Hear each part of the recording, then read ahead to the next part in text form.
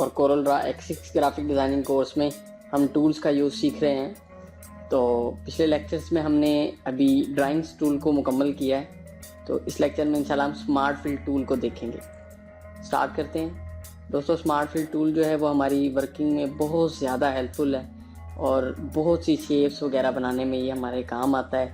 हमारी बहुत सी मेहनत इससे बच जाती है और हम थोड़ी सी मेहनत करने के बाद अपनी जो रिक्वायर्ड शेप है वो इस स्मार्ट फिल टूल से हासिल कर सकते हैं। हम अपने प्रोजेक्ट्स में भी इसका यूज़ बार बार करते रहेंगे। तो स्टार्ट करते हैं। ये टूल बहुत ज़रूरी है, इसको गौर से देखें।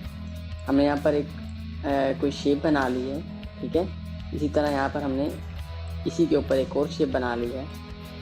अब हम ये चाहते हैं कि ये जो एरिया है, ये वाला एरिया जहाँ पर इस समय मैं अपने माउस को लेके जा रहा हूँ, ये वाले एरिया पे हमें सिर्फ ये शेप चाहिए, यानी कि इस एरिया के अंदर अंदर वाली शेप आपको चाहिए। सबसे पहले बात मैं आपको बताता चलूँ कि हमारे अगर आप ये फॉर एग्जांपल आप ये तस्वर करें कि आप इसके अंदर खड़े हुए हैं, इस जगह के अंदर खड़े हुए हैं और आप इस जगह से किसी भी हिस्से से बाहर नहीं आ सकते, क्योंकि देखें हर साइड बंद है। तो स्मार्ट फिल टूल के लिए हर साइड बंद होनी चाहिए। उसके बाद आप अगर स्मार्ट फिल टूल से कहीं क्लिक करेंगे तो वहाँ शेप बन जाएगी, और अगर वो साइड कहीं से भी खुली हुई होगी, शेप खुली होगी, तो स्मार्ट फिल टूल काम नहीं करेगा, या करेगा तो सही तरीके से नहीं करेगा, उस काम को ख़राब कर देगा। हमने यहाँ से स्मार्ट फिल टूल को सिलेक्ट करने के लिए अपने टूल्स में से छठे नंबर टूल पे आके क्लिक को दबा के रखें। तो यहाँ पर ड्राइंग टूल और स्मार्ट फिल टूल, दो टूल्स नज़र आ रहे होंगे।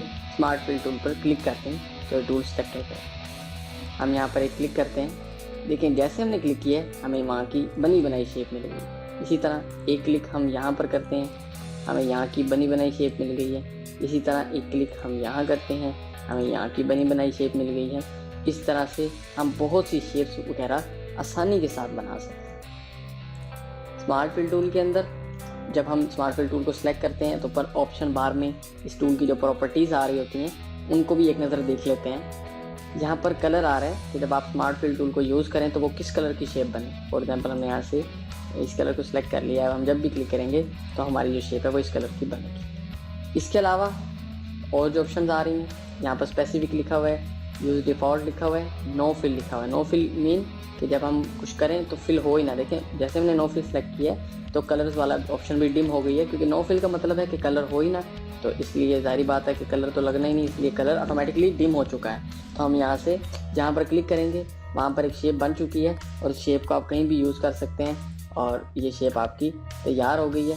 तो ये फिल नहीं थी, हमने फिल इसको बाद में किया है। इसी तरह हम इसके अंदर जो है यहाँ पे डिफ़ॉल्ट को सेलेक्ट करेंगे, यू डिफ़ॉल्ट, तो जो इसकी डिफ़ॉल्ट हालत है वो भी वही है जो हमने अभी फ़िलहाल लगाई हुई है, तो वो आ जाएगी। उसके बाद यहाँ पर है आउटलाइन ऑप्शन कि जब हम कोई शेप बनाएं। देखिए हमने यहाँ पर स्पेसिफाई कर दिया और यहाँ से ये कलर सेलेक्ट कर लिया कि हमारी शेप स्मार्ट फिल टूल की शेप पे कलर लगे।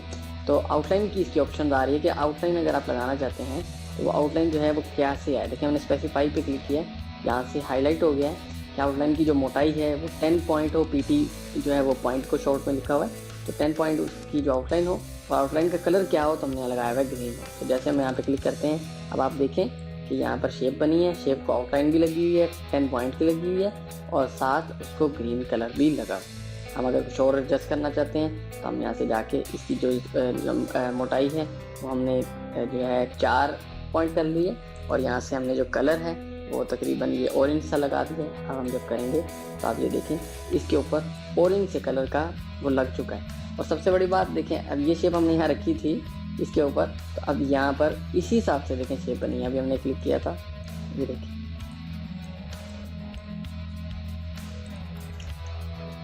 ये हम पिक टूल से उठाते हैं तो ये देखें ये जो हमारे ये पिछली शेप की जो ये कॉर्नर है ये इसके ऊपर आ रहा था, तो उस हिसाब से उसने वो शेप बनाई। तो स्मार्ट फिल टूल बहुत सी वर्किंग में हमारा काम आता रहेगा।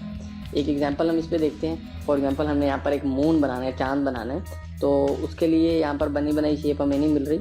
तो हम उसके लिए देखिए क्या करते हैं कि ये सर्कल ड्रॉ कर लेते हैं और एक इसके साथ ही एक और सर्कल ड्रॉ कर लेते हैं और उसको अपनी मर्ज़ी से किसी जगह पर रख लेते हैं। अब देखें ये जो जगह है, ये वाली जगह ये चांद की तरह है, हमें ये जगह चाहिए। तो सिंपली स्मार्ट फिल टूल से एक क्लिक करेंगे, हमें ये शेप मिल जाएगी, बाकी सब कुछ हम डिलीट करेंगे। तो बड़ी आसानी के साथ आप इस पर शेप्स वगैरह बना सकते हैं।